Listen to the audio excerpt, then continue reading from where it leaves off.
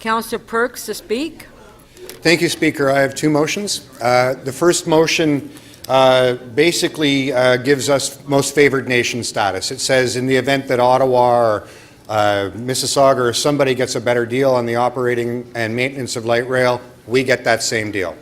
The second motion is an important one. As you heard from the Chief Planner, there is some risk if we approve this that developers will come forward and want extra density, and they'll say, well, council voted for that package that has those TIF zones. This says no, the current planning stays in place. It works together with Councillor Shiner's motion, which directs staff to go and do some more planning work. In the interim, this just tells everybody, including the Ontario Municipal Board, no, no, no, no, no, we're not changing our planning now.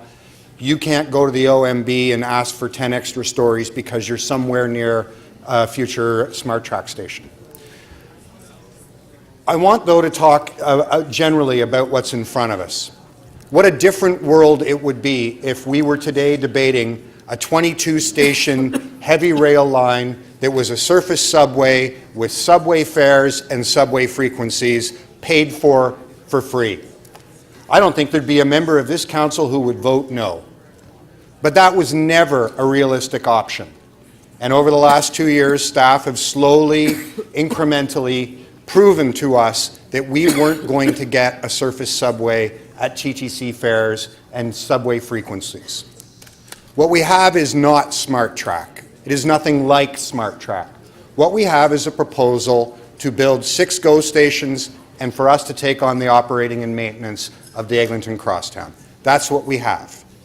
And there are all kinds of risks associated with that. There are all kinds of pitfalls and holes, but we don't know what those will be. All we know is that today we're committing to pay $130 million down payment, whether it works or not. $130 million. For perspective, that's about 100 TTC buses or something over 600 or 700 affordable housing units.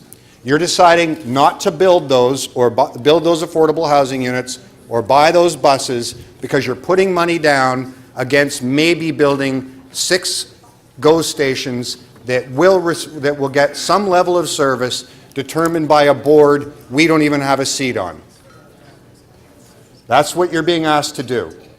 That is not good transit. The Eglinton West piece of this, it's not one of the city's top priorities. I want to remind you, we sat down as a city and said, what are the city's top transit priorities? It was called feeling congested. Out of 15 routes looked at, including, for example, running a BRT from Pickering into Scarborough, the Eglinton West extension came 12th. It came behind the BRT into Pickering.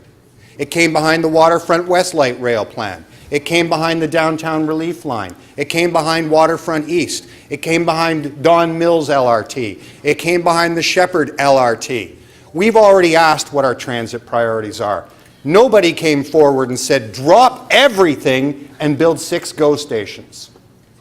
Nobody said the Eglinton West is an absolute must. They said the Downtown Relief Line was a must. They said that the Waterfront East and West Light Rail Lines were musts. But we've thrown all of that out the window because we had a plan that wasn't possible, but we need to retain the brand.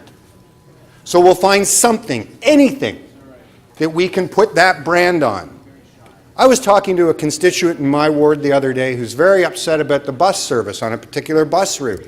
And I said, listen, right now we're in the process of constraining the TTC budget. I would have a hard time finding the money to improve your service. You know what he said to me? He said, would we get it if we called it SmartTrack?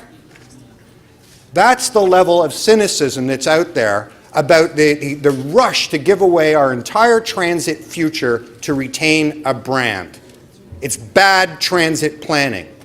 And in my final 30 seconds, I want to speak to this myth that we aren't improving transit. Best year in TTC's history, last year. Second best year in TTC's history the year before in terms of ridership.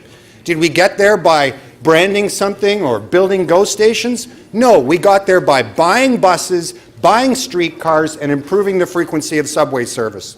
People don't ride maps, they ride actual transit. We should be investing in the system we have and following the priorities we've already had instead of throwing it all out the window for a branding exercise. Thank you.